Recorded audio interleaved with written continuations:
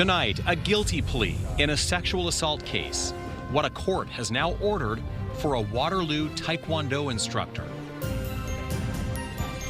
Wide open races. I think it's important for races to be competitive because even the incumbents don't want to be acclaimed. 3 weeks ahead of the deadline for candidates, the local council seats that are still uncontested. Plus, every week the prices are up a little more. Singing the food inflation blues. There's so many people right now that need help, and I couldn't be silent. A Kitchener singer's message. By using comedy and satire, he's actually getting the message further. About these tough economic times.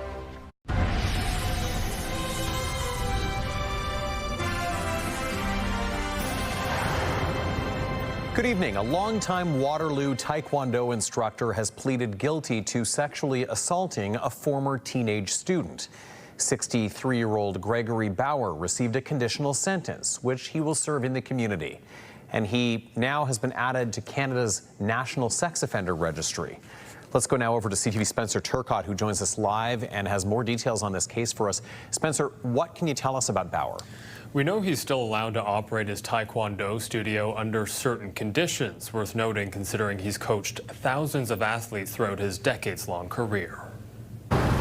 This is where Waterloo Taekwondo coach Gregory Bauer owns and operates his own studio. It remains open and he'll continue to coach there. Bauer recently admitted to sexually assaulting a former athlete he coached more than 2 decades ago. Bauer, seen in this archived CTV News footage from an unrelated story in 2017, is now a convicted sex offender after pleading guilty in a Kitchener courtroom to sexual assault involving a victim who was a minor between 2002 and 2004.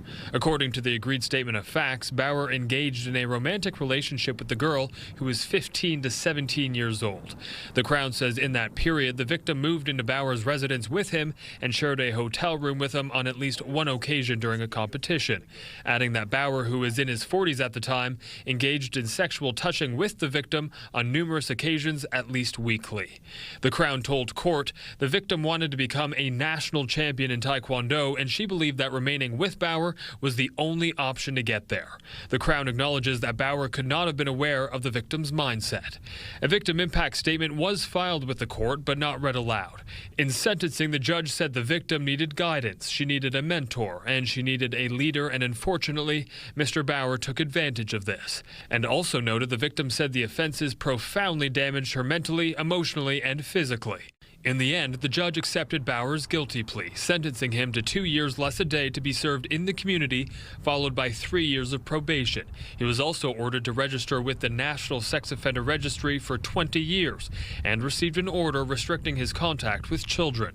However, Bauer will still be allowed to operate his Taekwondo studio and coach young athletes, provided he is supervised by his son or another adult who is aware of the conviction and restrictions. 2 other charges against Bauer in the case were withdrawn. The judge said Bauer's age, lack of a criminal history, and the fact that he pleaded guilty all contributed to a lesser sentence. Tony. Okay, Spencer, thank you for that. CTV Spencer Turcott with those new details from court tonight. A 19-year-old was seriously injured after the e-scooter he was riding collided with a vehicle today. This happened around 6:30 in the morning in the Northfield Drive West and Parkside Drive area of Waterloo. The Kitchener teen was riding his e-scooter southbound on Northfield when a Toyota driven by a 25-year-old Quebec man was changing lanes and hit him. The teen was thrown off the scooter, suffering serious but non-life-threatening injuries, and was taken to a hospital outside the region. The investigation is ongoing and charges are anticipated. Anyone with dashcam footage or any witnesses are asked to get in touch with police. Police have made an arrest in a cold case murder from 20 years ago. 21-year-old Patrick Santos was found bound and beaten to death in the backyard of his Scarborough home on September 17, 2006. Police say they believe the suspect or suspects were lying in wait for Santos to return home and ambushed him when he was entering by the back door. A DNA profile of a suspect was developed, but police at the time were not able to identify the perpetrator. Well, now 43-year-old Pierre O'Connor of Hamilton has been arrested and charged with first-degree murder. In 2020, investigators submitted the DNA profile from the murder scene for investigative genetic genealogy. It did not identify O'Connor directly, but police say it opened new leads, which led them to him. Most of the cases that we've announced, that we've talked about, they never would have been solved without this technology. It's brought us to a place where cases that we had thought were completely unsolvable are now solvable. You were looking for a needle in a haystack. IgG removes the haystack, provides you with that needle, and then you're able to confirm it through DNA. Investigators believe it is unlikely that Santos could have been physically overtaken by only one person outside his house where his family was sleeping. Anyone with information is asked to reach out to police. Police in Niagara Falls have released video of a pair of suspects wanted in connection with a deadly shooting earlier this month. Investigators say the video of 30-year-old Josta McNeil and 23-year-old Maruf Bangi was taken in the Pickering area July 19th. The pair is wanted for second-degree murder in the death of 35-year-old Michael Snodden, who was killed in Niagara Falls back on July the 16th. A vehicle the pair were believed to be driving was found near Montreal on July 22nd. Niagara Regional Police are asking anyone who knows where these people are to come forward. Heading into a long weekend and midway through the summer, thousands of Canadian air travelers are approaching some turbulence. The union, representing more than 4,000 WestJet flight attendants, has now issued a 72-hour strike notice, meaning they could be off the job early on Sunday. CTV's Janice Golding has the latest.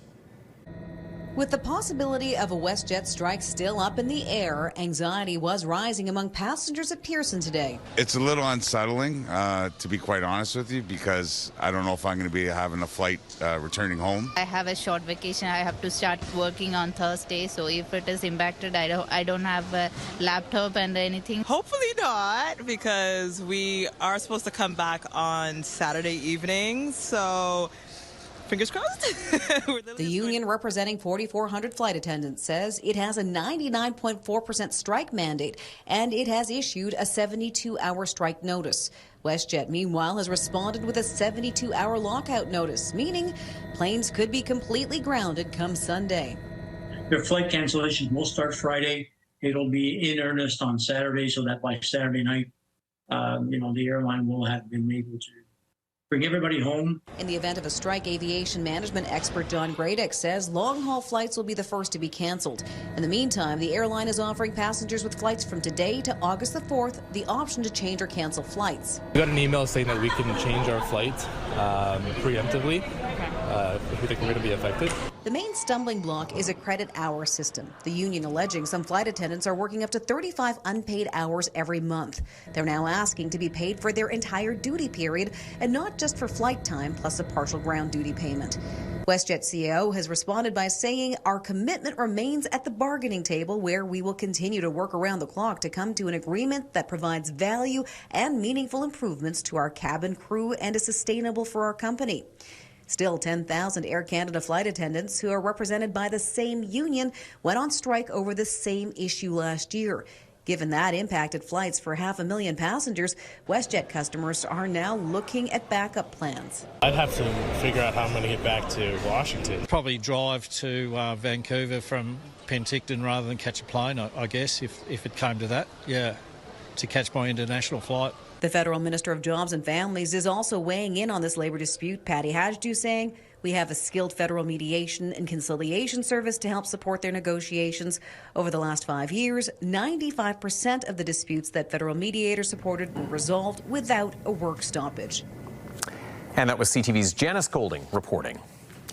Okay, time for a first look at the weather. Ashley is out live now in Kitchener at someone's home, because Bounce in Your Backyard, our radio station Bounce, that's their contest winner. This was a backyard party with Bounce. Ash, I gotta tell you, perfect night for a pool party and a barbecue. They won this contest on the ideal night. Tony, I am certainly not complaining about tonight's assignment. There is no other place I would rather be than Donna's backyard, our contest winner. And of course, what comes with the contest? Mr. Chef D himself. Hey, Chef. Hey, it's great to see you. I'm glad you joined us today. This is great. Tell me a little bit. Okay, so obviously everyone here applied for the contest. Exactly. They won the contest. Yes. And the added bonus is that you get to cater the contest Exactly. winner. So, Tell us a little bit about what we got. Okay, so today we had burgers. We had a fresh corn salad. We had a sweet potato and squash salad. Of course, peach cobbler because we're in that season, Yes. right? And yes, our good friends at Brady's Meats. Thank you, thank you, thank you. Fantastic. And of course, August 20th is the next one, so you've got to apply to win that contest. Can I share a secret with you? Oh, yes, please. Okay, they're going to have baby back ribs that night. August 20th, baby back ribs. So if you want to win Chef D Catering, you got to make sure that you get into that contest nice and early. 103.5 Bouncer Radio with Angie Hill, Sarge, and of course Michelle Cruz. So make sure you sign up. But you know what? It's important to know if the weather is going to be right. So let's take a look at today's, and what we're looking at are currently our radar.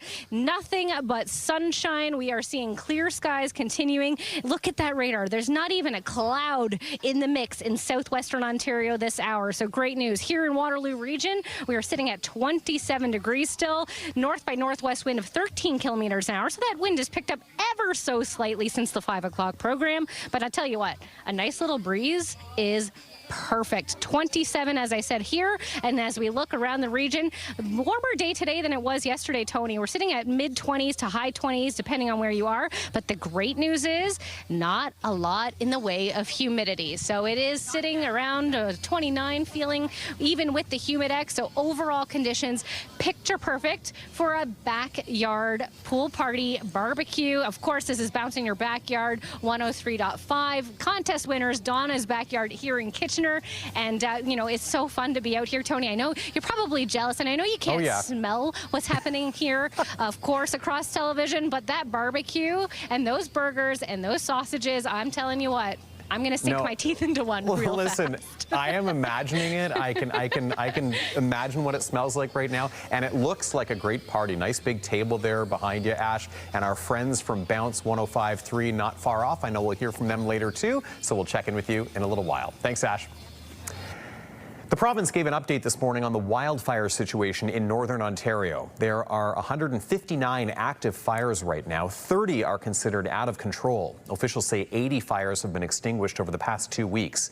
Ontario's Natural Resources Minister says while the situation appears to be improving, there's still a long way to go as crews work to protect people and property. While this is still a very active situation, we are seeing things move in a more reassuring direction. Over the past week, additional resources have also arrived in Ontario.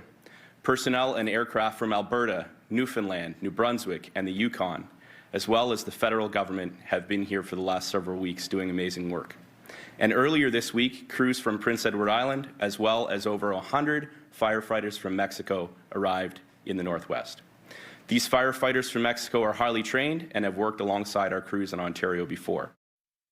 When communities are having their calls with the Provincial Emergency Operations Centre, we're hearing directly from those community members, from the leadership, what it is, any special supports or resources they need. We also have field officers on the ground in those locations helping the communities. The wraparound supports that are available, I've mentioned before, outside of just looking at hotel space, is what is the healthcare capacity of the region that we're looking at having host cities. The province says there are currently 156 fire crews on the ground battling those wildfires. Through open data sources and court documents, CTV News has unmasked the identity of the Canadian intern accused of spying on NATO. Her job at NATO's Military Command Centre was cleared by Global Affairs after being vetted by CSIS. CTV's Judy Trin digs deeper into those details. Reuters reported that the Canadian intern arrested for spying at the Military Command Centre of NATO was named Claire Zed, which matches a former Statistics Canada employee identified in this federal court document. Claire Biwei Jiang worked in Ottawa and was accused of fraud, of deceiving the Canadian Border Services Agency into thinking she was two different persons. Documents show she was born in 1993. It's not known when she became a Canadian citizen. This former CSIS director says the suspect was caught before she could do greater damage. the payoff for that operation is 15 years from now when that individual is the director or director general or higher. That's the big payoff, because then you have access to real information and useful information. At her level, the kinds of information she would have access to would be probably pretty minimal. An account linked to Zhang shows that she was seeking an apartment in Mons, Belgium a year ago. The Post says she's starting an internship at Shape NATO. Zhang has degrees in economics and engineering. At the University of Ottawa, she was part of the Smart Connected Vehicles Innovation Centre. The lab does research on artificial intelligence, self-driving vehicles, and drone technology. If the third-party country is in fact China, it shows China's interests. Her LinkedIn profile says she also did work for the World Trade Organization, the Canadian Space Agency, and the European Space Agency. Before starting her work at NATO, her security clearance was approved by the Government of Canada after being vetted by CSIS. There are a lot of opportunities to turn people, but sleeper cells sit for very, very long periods of time. And so the sort of reverse engineering that is done of this process to understand who she is, truly, and what we knew about her and what we should have known about her is going to be very telling.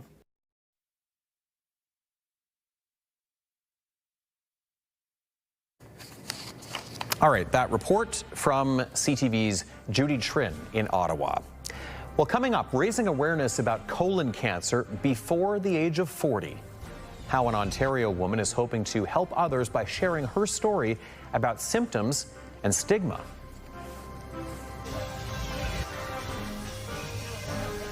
Well, if I didn't know better, we're already in long weekend weather, but I'll deep dive on what we can expect for the actual long weekend with your full weather forecast coming up. Stay with us.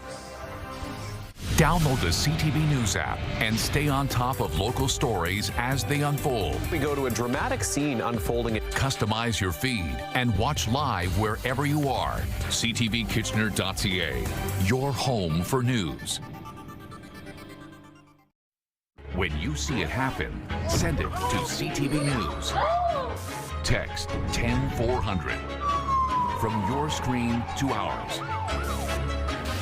Text 10400.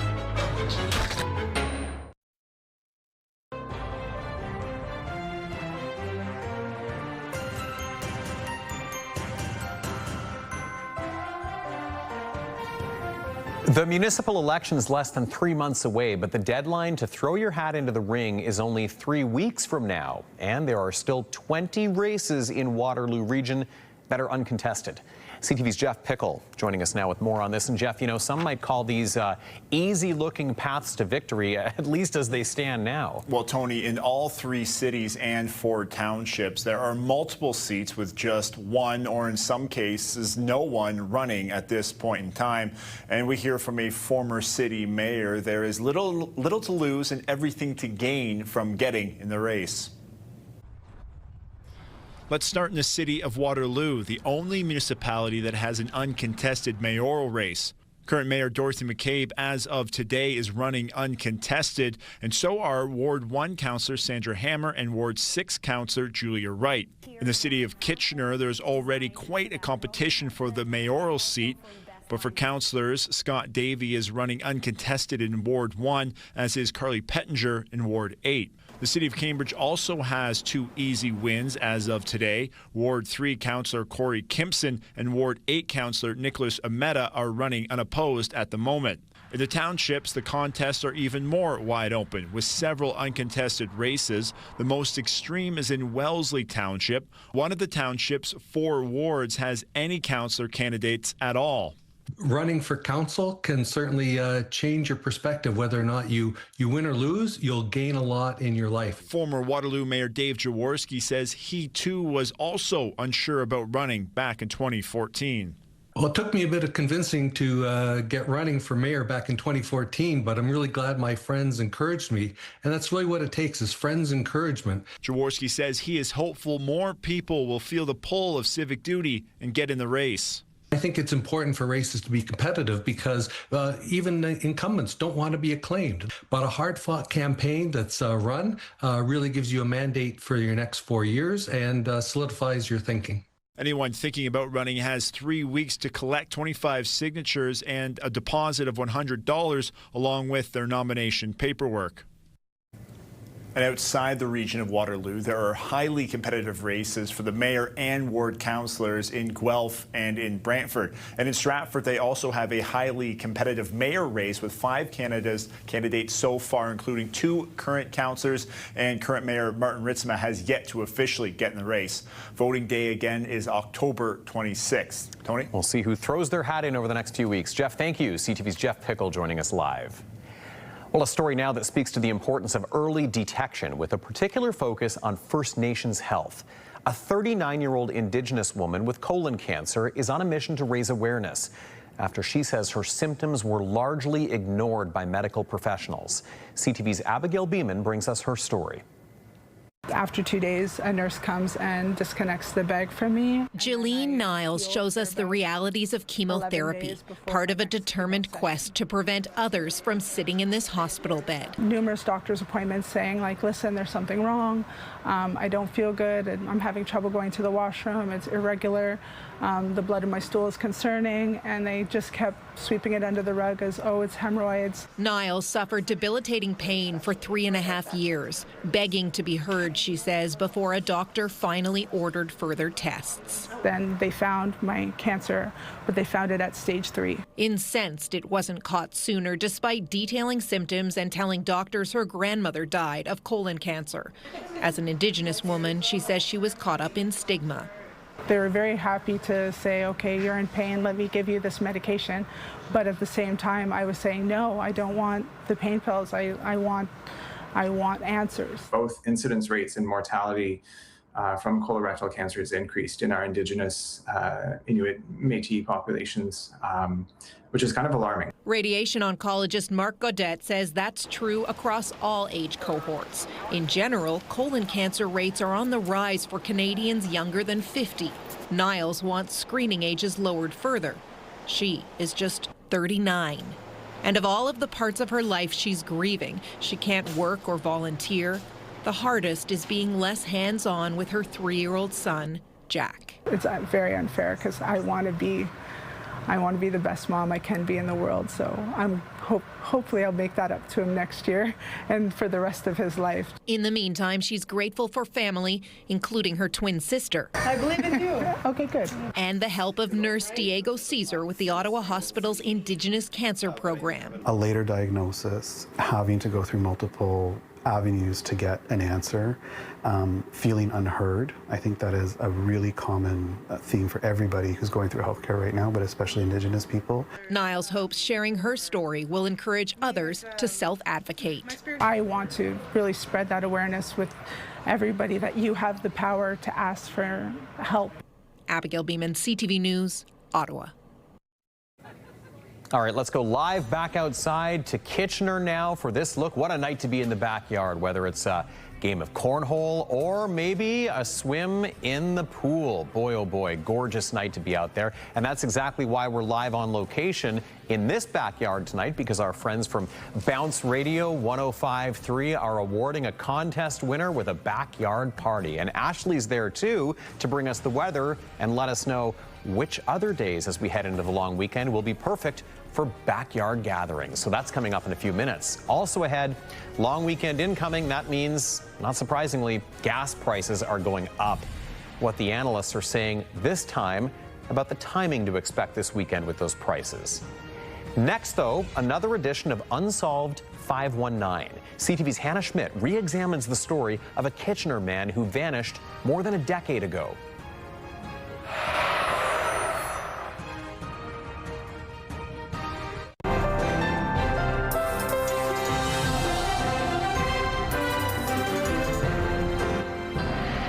Well, it's time for a look at the weather, and tonight Ashley is on location in Donna's backyard in Kitchener. And you know, that might sound like kind of a random place to be bringing us the weather from, but Ashley, Donna was lucky enough to win a huge contest from our friends at Bounce 105.3. They've brought a party to her backyard tonight.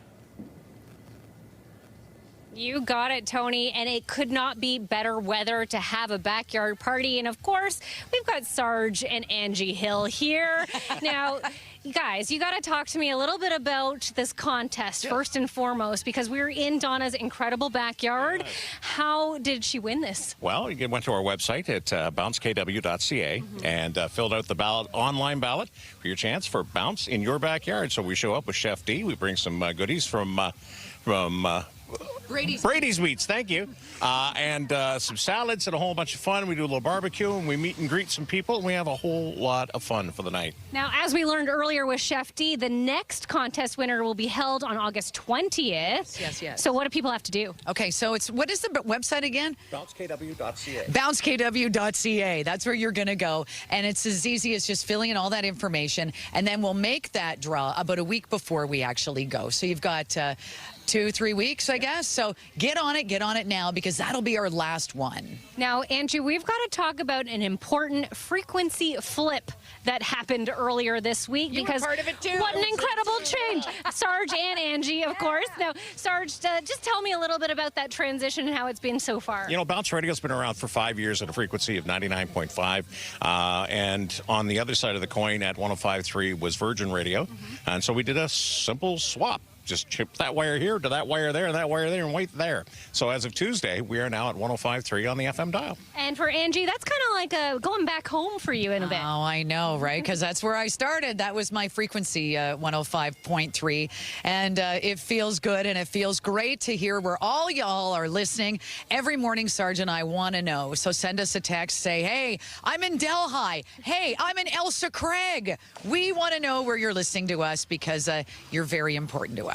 Now, I know a lot of folks at home are enjoying this, but they also want to know what they can expect for their long weekend and if they can have a pool party of their own. So let's get right to the future cast and take a look at what we're expecting in regards to the weather. So as you can see, nice clear skies expected to continue through the overnight and to start your Friday. But by Friday afternoon, there is a chance for some rain, potentially a thunderstorm or two.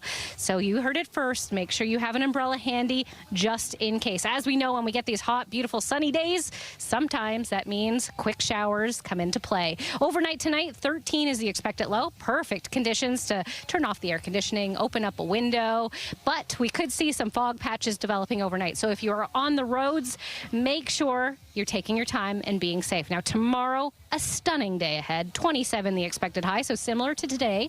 A UV index of 9, which is considered very high. So if you are spending some time outdoors, make sure to be sun safe. Hat, sunglasses, and of course, some sunscreen. And as I mentioned, there is a chance for some afternoon rain. So do have that umbrella handy just in case. As a reminder, normal for this time of year, 26 degrees. So we are sitting right where we should be for this time of year. The record set back in 1916 at 37.2. We're nowhere near that, but I don't think anyone's worried about that too much because it is perfect out here.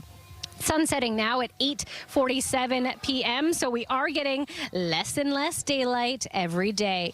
Taking a look at our long-range forecast for Waterloo region, there it is, folks, your long weekend outlook. It is a little bit wet for Saturday and Sunday, high of 25, so at least nice and warm. And you know how it goes, these things. It doesn't mean we won't see some dry spots through that day, so you will definitely get some great time outdoors this weekend. If you want, wait till Monday, because Monday looks like it's going to be amazing. 26 with nothing but sunshine. In Lambton, Kent, Essex, similar conditions expected there as well. Could be a little warmer tomorrow. Looking at a daytime high of around 30 degrees. There is a 30% chance for showers, and then showers continuing into your Saturday and Sunday, a high of 26. By Monday, sunny and 27. And then once Tuesday, Wednesday, Thursday of next week hits, you know, we got to keep an eye on it. That could be another heat event, 29, 30, and 30. So it could be another warm start to another summer month come August. In southern Georgian Bay, a risk of thunderstorms for your Friday and 26. Showers continuing into Saturday and Sunday, 25 and 24. And then that sun makes a glorious return on Monday, a high of 25. 27, 28, and 26 to round out that long range forecast. So overall conditions really picture perfect for summer. You definitely want to plan those barbecues and pool parties. And if you had to pick a day out of the week, Tony, I would say Monday looks like the best day of the weekend so far. Well, that is a good thing it's a holiday, Ash. I love that. Very conveniently lined up for our weather. Ashley Bacon live on location in Kitchener. Thanks, Ash. More than a decade ago, a 52-year-old man vanished from his Kitchener home and hasn't been seen or heard from since. As the 12-year anniversary of his disappearance approaches, Jed Ouellette's sister and the investigator assigned to his case are speaking publicly, hoping someone has information that will provide closure for the family. CTV's Hannah Schmidt joins us now with the details. And Hannah, you recently spoke with Jed's family and investigators. Tony, it has been nearly 12 years since Jed Ouellette seemingly vanished into thin air. No phone calls, no bank activity, no confirmed sightings. Still, with more questions than answers, his family continues to fight for the truth to find out exactly what happened.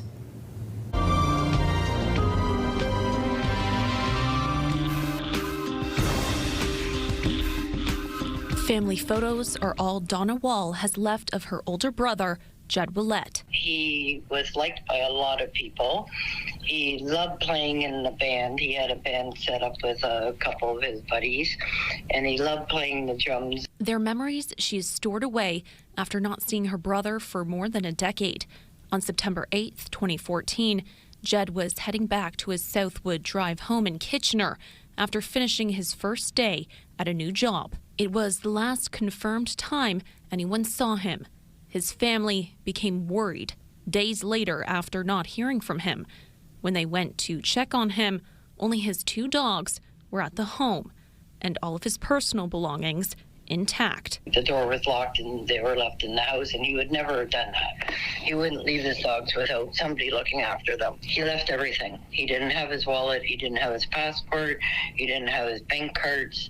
The police had checked his accounts in the months following, and there was absolutely no activity on his accounts of any kind. The report was that family members had been to his house several times to check on his dogs, and had found that the dogs were there, had not been fed in some time, and so they began to be suspicious and reported Jed missing at that time on September 10th. Police spent time searching Lakeside Park, a spot Jed enjoyed spending time at with his dogs. Officers combed through dense bush and divers searched the lake, but there was no trace of Jed. Officers had done a very thorough search of that area shortly after he went missing. A number of years later, we also had Niagara dive members from the dive team come in and search the lake in that area, also with nothing recovered of evidentiary value. With no evidence or clues as to what happened, the case remains open. We have no reason to know that foul play has been involved. It's something that we're not ruling out. However, there's no crime scene, there's no remains that we've uncovered. We do have some persons of interest that we have considered and are still considering. For Donna, the hardest part is living every day without knowing where her brother is. I do know that somebody knows, and I really wish that we could get closure. It's answers Detective Constable Dwayne Gingrich continues to search for, even as he prepares for retirement.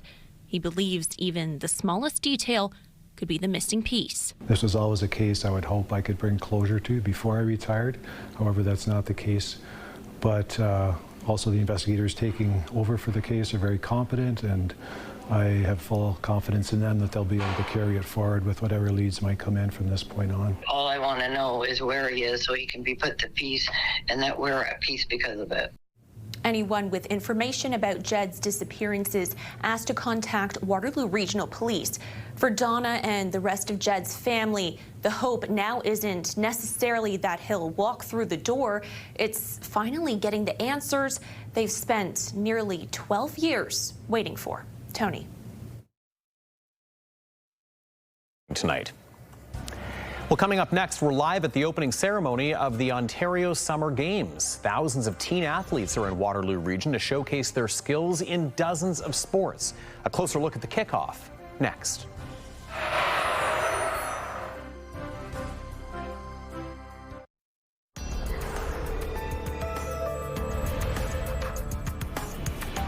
New data shows the number of people working in Canada increased by 24,000 in the month of May, which amounts to a 0.1% increase compared to April. On a year-over-year basis, payroll employment was up by more than 112,000, which represents an increase of less than 1%. The numbers from Statistics Canada show that average weekly earnings were also up by 3.4% on a year-over-year basis. Gas prices set to go up heading into this long weekend. Canadians for Affordable Energy President Dan Mikhail says the price at the pumps will increase by 3 cents a litre across Ontario tomorrow. Drivers have seen gas prices jump by as much as 60 cents a litre so far this year, and it's being attributed to the ongoing conflict in the Middle East and the impact that's having on the world energy supply. Okay, time to recap our top stories on this Thursday evening. CTV's Krista Sharp-Kilpatrick joining us in studio with the latest tonight. Krista. Well, Tony, a longtime Waterloo Taekwondo instructor has pleaded guilty to sexually assaulting a former teenage student. 63-year-old Gregory Bauer received a conditional sentence, which he will serve in the community, and he has now been added to Canada's National Sex Offender Registry. The judge said he is still allowed to operate his Taekwondo studio under certain conditions. Plus, what are your thoughts on running for mayor or maybe city council? Municipal elections will happen in October, and so far, Waterloo Region, there are 19 races for mayor or council that are either uncontested or have no candidate at all. If you're interested, the nomination deadline is August 21st. We'll have to see how many more people throw their name into the ring before then. Krista, in the meantime, we're looking at what our digital team has on the website tonight, too. Crime Stoppers offering some serious cash for tips that lead to fentanyl arrests. Yes, they are, Tony. Rewards of up to $1,000 are being offered for anonymous tips that lead to significant fentanyl seizure or the arrest of fentanyl traffickers in Brantford, Brant County, or Six Nations in the Grand River. Tips can be made by calling 1-800-222-TIPS or visiting crimestoppersbb.com. For more information on this story, you can scan the QR code on the bottom left of your screen to get the story on our CTV News app or to download the app right now. You can also visit our website, ctvnewskitchener.ca. Tony. Okay, sounds good. Krista, thank you. CTV's Krista Sharp-Kilpatrick with our top stories tonight. Some of the best young athletes in the province are in the region of Waterloo tonight to compete in the 2026 Ontario Summer Games, a 3-day event featuring all kinds of competitions. Opening ceremony happening right now. In fact, let's head over to CTV's Colton Weens, who's live at University Stadium in Waterloo. And Colton, this is just the beginning of a huge event underway this weekend. Sounds like the party's starting. That's right, Tony. That's the hype-up video happening, and all the athletes just kind of lined up at the end of the field here. The ceremony just getting started, as it's really a way to celebrate all 3,800 athletes, coaches, and officials that are going to be participating this weekend in the Summer Games. Now, the Summer Games are happening all across the city of Waterloo, Kitchener, as well as Cambridge this weekend, featuring 23 sports on the program, things like soccer, archery, flag football, lacrosse, and hockey. Spectators can attend the games for free and get any information on schedules online. Now, the competitors range in age between 13 and 18 years old and come from all parts of the province. The region says they're all being housed at the 2 universities and Conestoga College, while hotels are pretty booked up by spectators. And it's a chance for these young athletes to compete on a big stage, many for the very first time. As far southwest as Windsor, all the way out to Ottawa, and I know up north, like we've got athletes that have flown in from Thunder Bay. A lot of these athletes, this is their first major sporting event. For most, they will have never been to a multi-sport games like this. So for many, this is kind of the first step on their pathway as an athlete. Hopefully some of the names that are here now are going to be the ones that we see, in LA in 2028 or the next Summer Olympics or the next Canada Games. Now, while this is the official opening of the games, we have some of the athletes just walking down the field. Now they're announcing archery. But while this is the official opening of the games, there have been some competitions that have already been happening today, and they will continue through the weekend. Again, if you want to watch any of the games, they are for free, and you can find the schedules online. Tony. Actually, that march onto the field behind you couldn't be more perfectly timed, Colton. Thank you. That's CTV's Colton Weens, live at the opening ceremony of the Ontario Summer Games. We'll have more on that later tonight.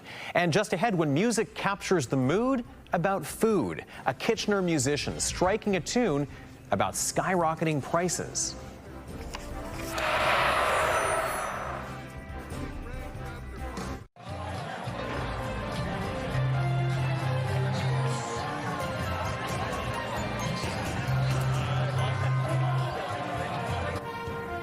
As grocery prices continue to put pressure on household budgets, one Kitchener musician is turning that frustration into a song. CTV's Alexandra Hollick has more on the tune that's striking a chord with shoppers. That every time I visit my local grocery store, every week the prices are up a little more. It's a feeling many shoppers know all too well. Sticker shock at the grocery store, part of the routine, as food prices continue to climb. I felt like, something needed to be done, so I wrote a song all about food inflation. I almost started crying when I saw the price of meat. Kevin Westfall is a Kitchener musician, known for his comedic, tongue-in-cheek tunes tackling real issues. There's so many people right now that need help, and I couldn't be silent. I had to write a song to try and help the people and just shed some light on what's going on. There's something funny going on at the grocery store. The food inflation blues comes from a conversation Westfall had with a store manager who blamed soaring costs on climate change, tariffs, and wage increases. And while the musician says that could be true, he's also noticed retailers raking in profits. They're making so much money at the grocery store, and they just keep getting richer while the rest of us go poor. It's a great way to deliver a message. Danny Bailey directed the music video. He hopes the song strikes a chord for all Canadians. We want everyone in the country to feel the pain with us. They're already feeling the pain. We're going to add a little comedic value to bring the thought and the story to the top. And the price of the fruits and vegetables, it knocked me off of my feet. The video has been seen more than 26,000 times online. Proof its message isn't falling on deaf ears. By using comedy and satire, he's actually getting the message further than if he was just going to do a straight ahead song. When you use humor, it kind of brings people together rather than divide them. For Westfall, making music has never been about division, but rather inspiring change one tune at a time. There's something funny going on here at the grocery store. Alexandra Hollick, CTV News, Kitchener. Well, you know where else we can typically find some good music? That is at a backyard party. That's where Ashley Bacon is bringing us our forecast tonight. Ash? You got it, Tony. Not a bad spot to be poolside. Perfect weather this afternoon, and tomorrow shaping up to be just as beautiful. I'll have your wake-up weather just after this break. Stay with us. Coming up on CTV tonight, starting it off with E-Talk, then not one, not two, but three Big Bang Theories. Back-to-back Children Ruin Everything, and cap your night off at 10 with Traders Canada.